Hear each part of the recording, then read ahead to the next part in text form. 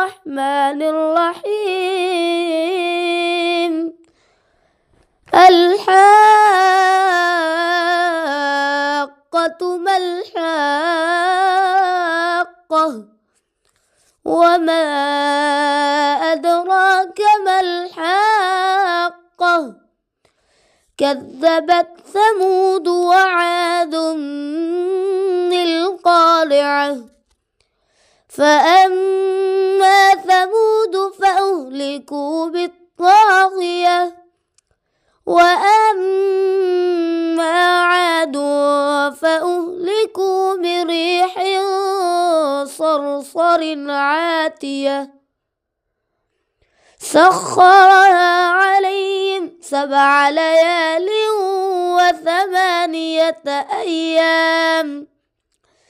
و8 أيام حسوما فترى القوم فيها سرعا كأنهم أعجاز نخل خاوية فهل ترى لهم من باقية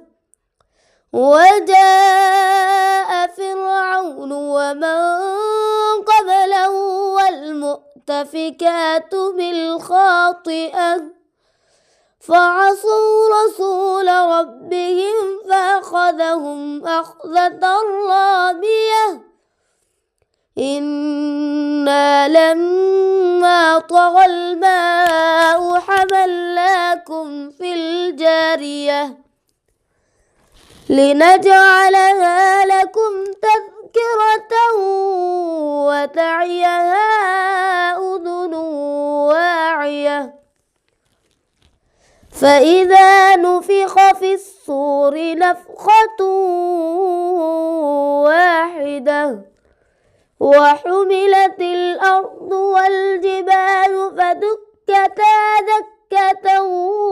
واحدة فيومئذ وقعت الواقعة وانشقت السماء فهي يومئذ واهية والملك على أرجائها ويحمل عرش ربك فوقهم يومئذ 8 يومئذ تعرضون لا تخفى منكم خافية فأما من أوتي كتابه بيمينه فيقول هاؤم اقرءوا كتابيه إني ظننت أني ملاق حسابيه فهو في عيشة راضية في جنة عالية قطوفها دانية كلوا واشربوا حنيئا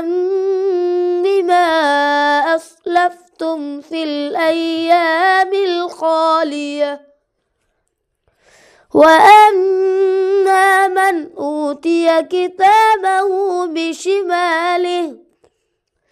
فيقول يا ليتني لم أوت كتابيه ولم أدر ما حسابيه يا ليتها كانت القاضية ما أغنى عني ماليه هلك عني سلطانيه خذوه فغلوه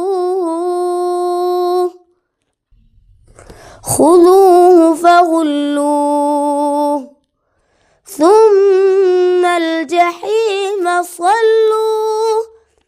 ثم في سلسلة ذرعها 70 ذراعا فاسلكوه إنه كان لا يؤمن بالله العظيم ولا يحض على طعام المسكين فليس له اليوم هاهنا حميم ولا طعام إلا من غسلين لا يأكله إلا الخاطئون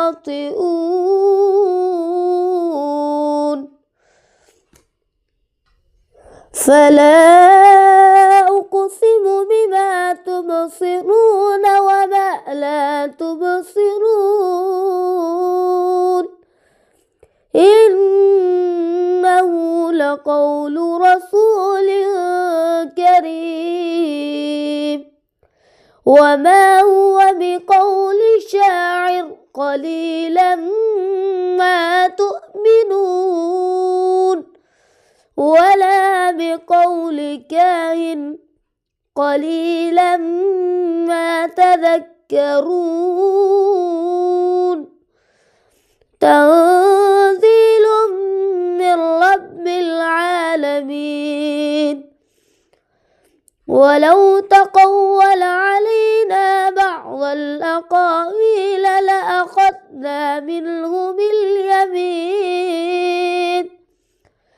ثم لقطعنا منه الوتين فما منكم من أحد عنه عاجزين